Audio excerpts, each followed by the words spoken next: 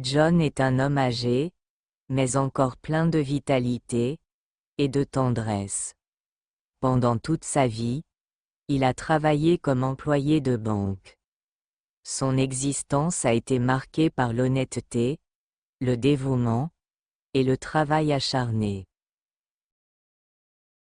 À ses côtés, son épouse Julie, douce et aimante, a toujours été son soutien moral et affectif. Ensemble, ils ont élevé leurs 4 fils, Jack, Harry, Smith et David.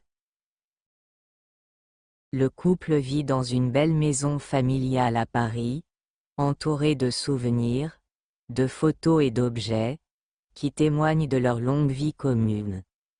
John aime réciter des poèmes, écrire des pensées philosophiques, et surtout partager des moments simples, avec son épouse.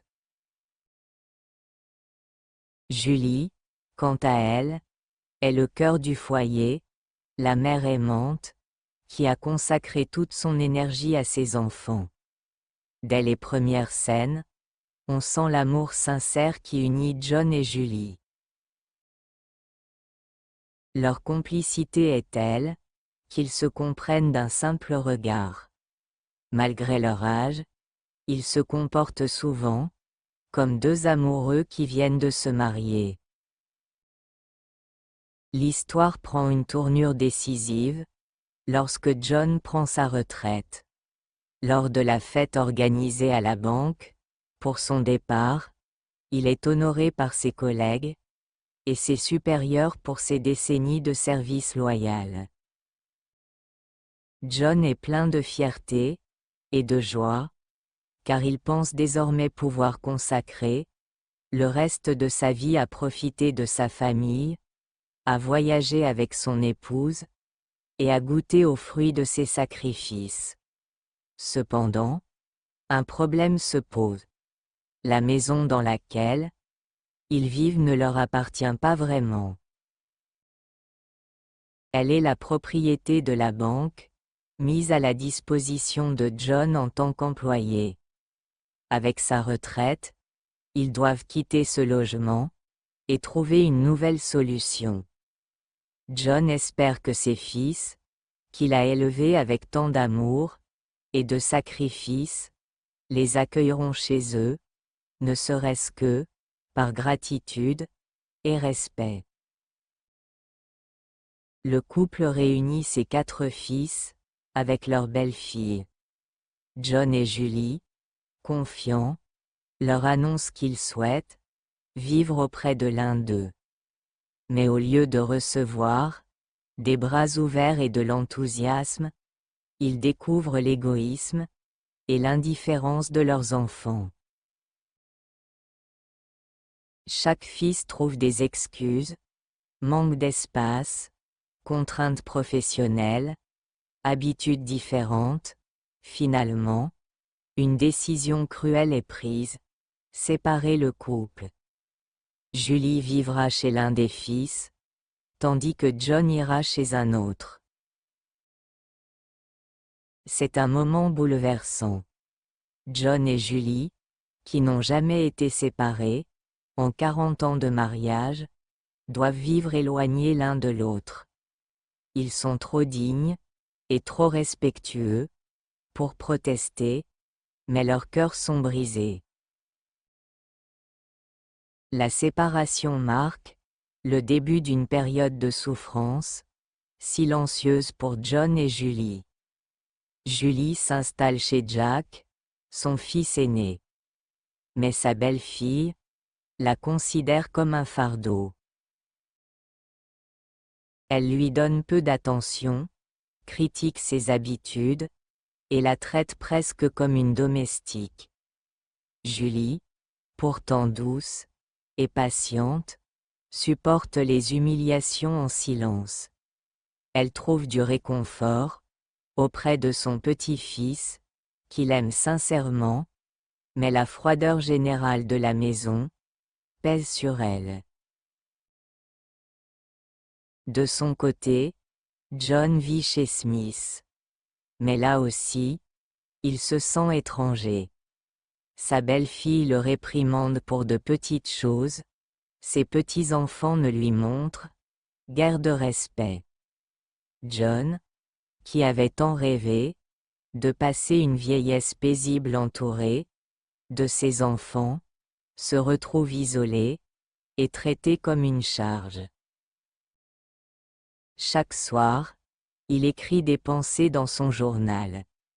Ses poèmes deviennent de plus en plus empreints de tristesse et de nostalgie. Malgré la séparation, John et Julie s'écrivent des lettres. Ces lettres deviennent leur lien vital, un fil d'or qui leur permet de partager leurs souffrances, leurs souvenirs et leurs espoirs. À travers les mots, ils continuent de se soutenir mutuellement. Les lettres sont pleines de poésie et d'émotion. John y exprime sa douleur de ne pas être auprès d'elle, mais aussi son admiration éternelle pour son épouse. Julie, elle, répond avec tendresse, essayant de lui donner du courage. Parallèlement, John retrouve un jeune homme qu'il avait autrefois aidé, Johnson. Orphelin, Johnson avait été soutenu financièrement par John dans ses études. Aujourd'hui, il est marié à une femme aimante, Carmelita, et il est devenu un homme respectueux et reconnaissant. Johnson considère John et Julie comme ses véritables parents. Quand il voit l'état de tristesse dans lequel John vit, il est profondément choqué. Johnson et Carmelita lui offrent leur maison, leur amour et leur respect. Chez eux, John retrouve enfin la chaleur familiale qu'il avait espérée de ses propres enfants. Encouragé par Johnson, John publie ses poèmes et ses écrits. Son livre, inspiré de ses expériences de vie et de ses réflexions sur la famille, devient un immense succès. Il gagne en notoriété, est invité à des conférences et reçoit des distinctions. Le public admire sa sagesse et son éloquence. Peu à peu, John retrouve sa dignité et son estime de soi. Il comprend qu'il peut encore offrir beaucoup au monde, au-delà de l'ingratitude de ses fils.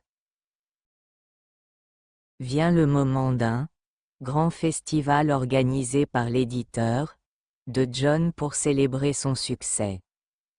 John est invité à monter sur scène et à parler de sa vie.